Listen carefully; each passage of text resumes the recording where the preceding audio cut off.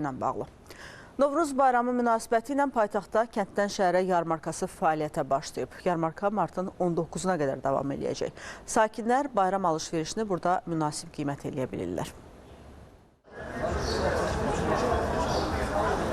Piştaxtalar müxtəlif kənd təsərrüfatı və ərzaq məhsulları ilə doludur. Martın 19-una dək fasiləsiz davam edəcək satış yarmarkanın təşkilində əsas məqsəd də əhalini bayram ərəfəsində kənd təsərrüfatı məhsulları ilə təmin etmək, eləcə də fermer təsərrüfatları üçün alternativ satış kanalı yaratmaqdır.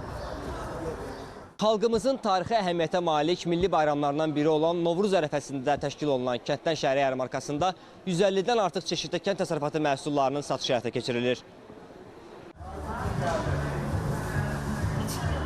Mən bir arıcı fermer kimi bura təşkil bölmüşəm, dəvət olunmuşam daha doğrusu.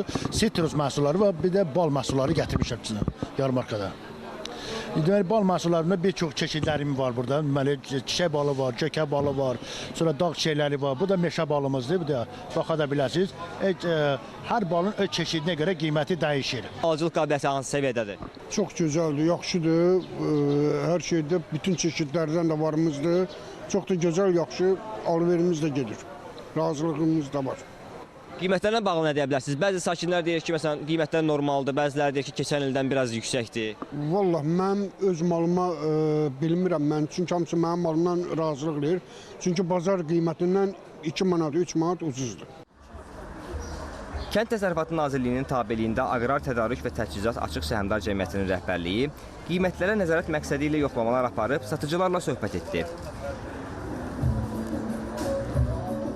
Yarmarka ərzində 40 tondan çox məhsul satışa təqdim olunacaqdır. Azərbaycanın 20-dən çox regionundan 55 fermer, təxminən 150 çeşiddə məhsul satışı planlaşdırılır bu 12 gün ərzində. Qiymətlərlə bağlı onu deyə bilərik ki, bizdə bir qiymət qrupu var, qurum daxilində.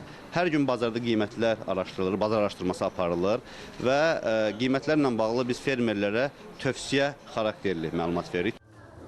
Yarmarkaya çıxarılan məhsulların keyfiyyəti də yüksəkdir. Alıcılar həm də qiymətlərin münasib olduğunu deyirlər. Məhsulların keyfiyyətinə razıyam, bu kişidən də lap razıyam. Yarmarkada məhsulların satışını stimullaşdırmaq üçün fermerlər ödənişsiz piştaxta, tərəzi, soyuducu və digər avadanlıqla tam təchiz olunublar. Natiq Çıraqzadə, Elvin Qəhrəmanov, ASTV Xəbər.